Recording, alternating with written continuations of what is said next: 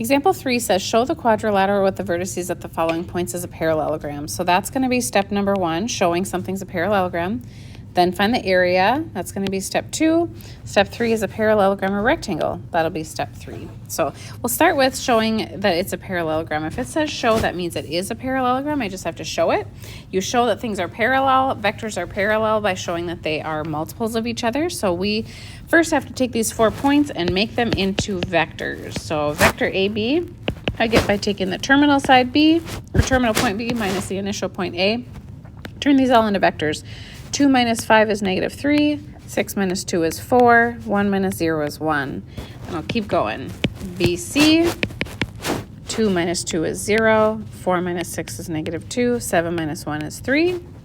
CD, 5 minus 2 is 3. 0 minus 4 is negative 4. 6 minus 7 is negative 1.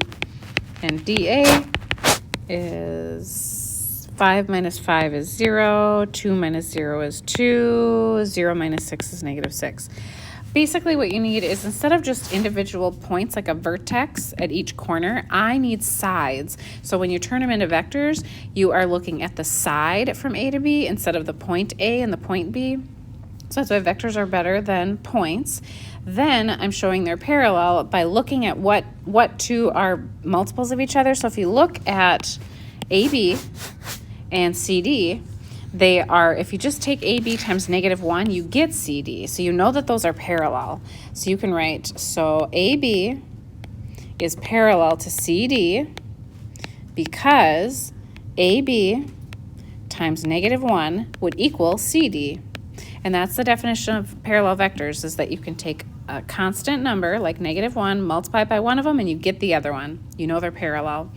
Then you can look at BC and DA. Those, again, if they're the same vector, great, they're parallel. If you just multiply by a constant and you get the other one like this, then you know they're parallels. So BC is parallel to DA because BC times negative 1 would be DA. So step 1, done. Check. Step 1, check. All right, step 2, find the area. If you scroll back up, how to find the area is right here. Area of a parallelogram is U cross V, and then magnitude. You just have to pick adjacent sides. So we wouldn't want to pick parallel sides, but we want to pick 2 adjacent sides. So like AB and BC are adjacent. They meet at B. And so I'm going to pick those 2 vectors, and I'm going to do the cross product and then find the magnitude, because that's what it says you do for area. Cross product and then magnitude. So my cross product is I, J, K, negative 3, 4, 1, 0, negative 2, 6. And I'll do my cross product thing. I'll cover up I. I'm left with 4, 1, negative 2, 6. I minus J would be negative 3, 1, 0, 6. And K would be negative 3, 4, 0, negative 2. Then I'll go ahead and do my thing. Cross minus cross. So 24 minus negative 2, so it's 26I. Negative 18 minus 0, so minus negative 18 would be plus 18J. And then 6 minus 0, so it'd be 6K. So that is my cross product.